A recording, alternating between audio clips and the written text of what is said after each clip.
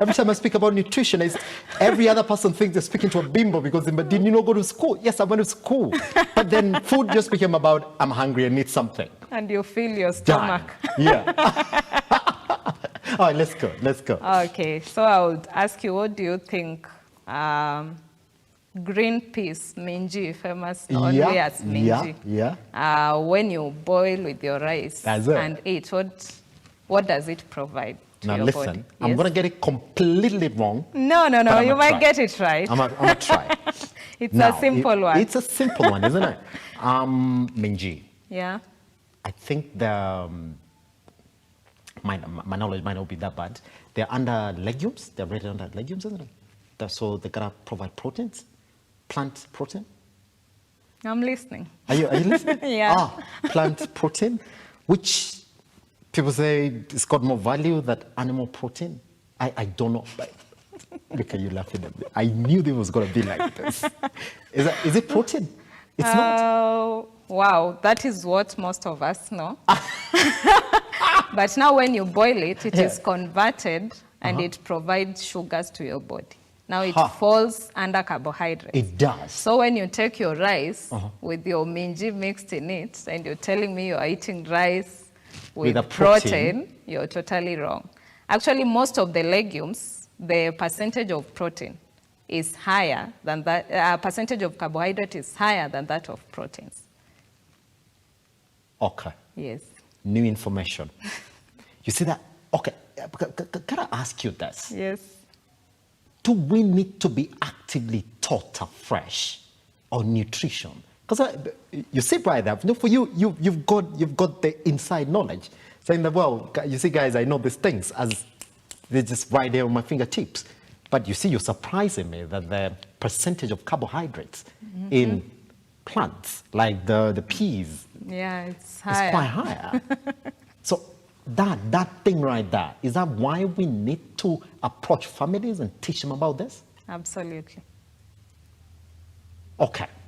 Second question. I'm going to ask you this, but the entire of this conversation is going to just be around why it's important for us to have breakfast. Now, you've had it.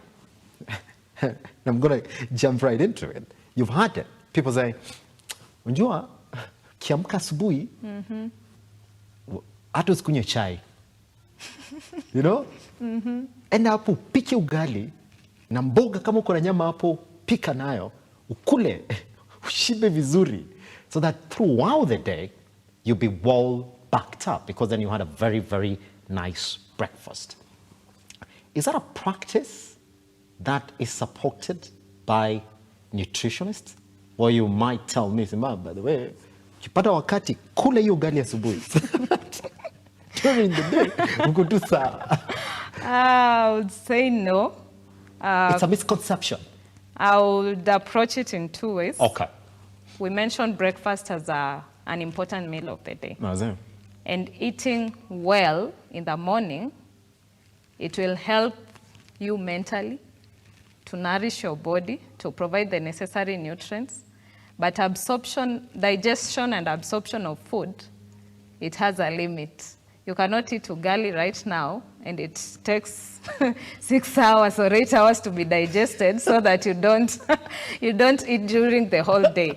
Absorption of carbohydrates, it depends also with the type of carbohydrates. There are those that will go for 2 hours, 3 hours. Vitamins is almost immediately. The moment you take, they are easily absorbed. Yes. Proteins will also take 2 hours, 3 hours. So if you eat in the morning, by 11, if you took your breakfast immediately at 7, I expect by 11, your stomach is already empty. But I would say, also as a nutritionist, I've also done psychology. Yes. Eating starts from the mind. When you make up your mind to eat right, you will eat right.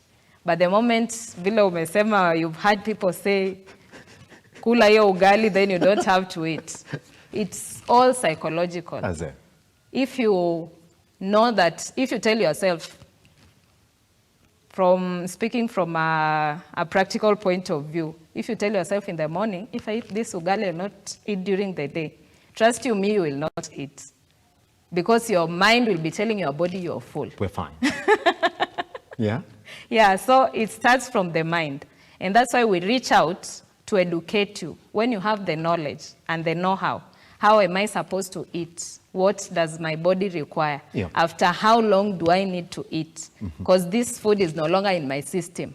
It has been absorbed and others have been stored. So I need to replenish that food. That's why when we make you a meal plan, we give you different time frames because we know absorption of this food will take this time. Yeah. Pretty much. So now, just before we take a tiny break and then come back and then start handling the mental decisions that somebody has to make just to know exactly how to eat right, when it comes to breakfast, Yeah. and these particular nutrients that we're talking about, all the way from fats to proteins to carbohydrates,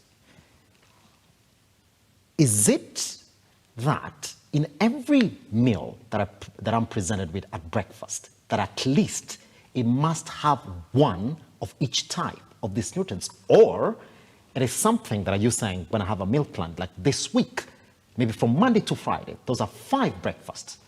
If I'm going to assume that you're going to take one breakfast, that in now 1 week, I've touched on each and every of these nutrients that we're talking about. Is it a single serving, or it is at least you got to hit, don't go very long without